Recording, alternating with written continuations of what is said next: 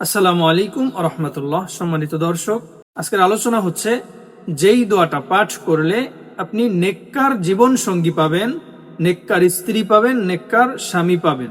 কিভাবে আমল করবেন বিস্তারিত বলবো ইনশাআল্লাহ। সবাই ধৈর্য সহকারে ভিডিওটা সম্পূর্ণ দেখুন, ইনশাআল্লাহ বুঝতে পারবেন, আমল করতে পারবেন।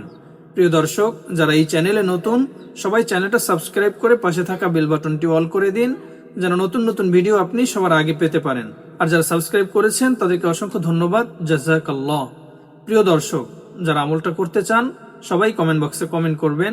আমি বিশেষভাবে সবার জন্য দোয়া করব যেন আল্লাহ তাআলা সবাইকে তার মনের মানুষের সাথে মিলিয়ে দেন, সবাইকে তার নেককার স্ত্রীর সাথে, নেককার স্বামীর সাথে যেন আল্লাহ তাআলা একত্রিত করে দেন। প্রিয় দর্শক, কিভাবে আমলটা করবেন?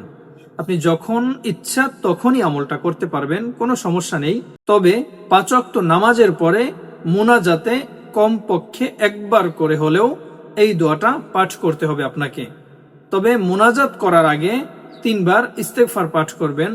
আস্তাগফিরুল্লাহ, আস্তাগফিরুল্লাহ, আস্তাগফিরুল্লাহ।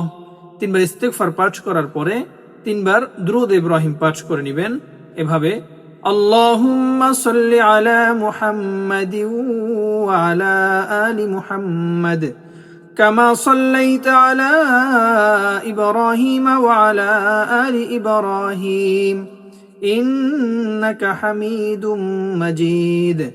আল্লাহুম্মা বারিক আলা মুহাম্মাদিন ওয়া আলা আলি মুহাম্মাদ কামা বারাকতা আলা ইব্রাহিম ওয়া আলা আলি ইব্রাহিম ইন্নাকা হামিদুম মাজিদ।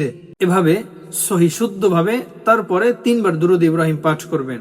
যারা সহি শুদ্ধভাবে পারি না, সবাই মনোযোগ সহকারে ভিডিওটা দেখে তারপরে শিখে তারপরে আমল করবেন। 3 বার দুরূদ শরীফ পাঠ করার পরে এরপরে 2 হাত তুলে আল্লাহ তাআলার কাছে দোয়া করবেন।